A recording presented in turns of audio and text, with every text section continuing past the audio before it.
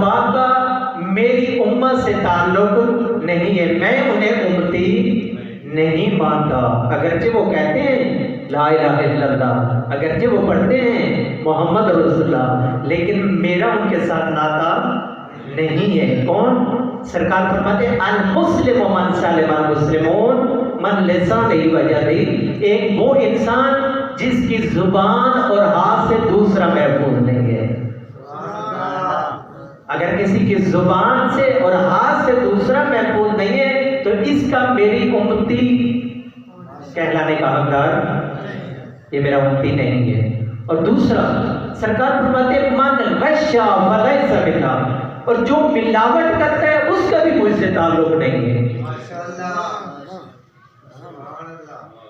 اگر ہم سرکار کے فضائل پڑھیں، قصیدے پڑھیں، رباعیاں پڑھیں، اشعار پڑھیں اور واہ کر کے چلے جائیں، لیکن جب تک سرکار کے یہ بتائے ہوئے حکمت خیز جملے نہیں سنیں گے ہم نے کچھ بھی نہیں سنا۔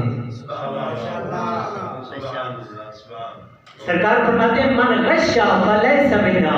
آپ دیکھیں کہ باقی انبیاء کے متعلق اللہ تبارک تعالیٰ نے سورہ مبارکہ بقرہ میں فرمایا ہے کہ باقی انبیاء کی امتیں جب کوئی جرم کرتی تھی تو ان کی حالت کیا ہوتی تھی؟ کون قرادتاً خاسئین، ان کی حالت بدل جاتی تھی، یعنی انسان سے حیوان بن جاتے تھے۔ لیکن اللہ رب العزت نے اپنے پیارے محبوب کے متعلق فرمایا اے میرے رسول ما کان اللہ لیعذبہم وانت فیہم وما کان اللہ معذبہم وہم یستغفرون۔ اے میرا رسول دو وجہ ایسی ہیں میں آپ کی امت پر عذاب نازل نہیں کروں گا۔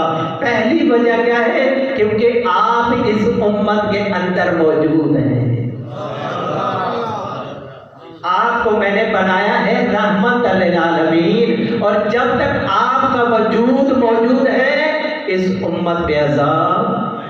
اور دوسری چیز فرمایا وما کان اللہ معذبہم وہم یستغفرون، اور دوسری وجہ یہ ہے کہ میں آپ کی امت پر اس لیے عذاب نہیں بھیجتا کیونکہ یہ مجھ سے معافی مانگتے رہتے ہیں۔ اور آخر میں یہ جملہ میں آپ کے سامنے مکمل کروں گا کہ سرکار نے فرمایا جو ملاوٹ کرتا ہے اس کا تعلق مجھ سے لن ینال شفاعتنا من استخف بالصلاۃ، جو نماز کو اہمیت نہیں دیتا اس کا بھی مجھ سے تعلق نہیں ہے۔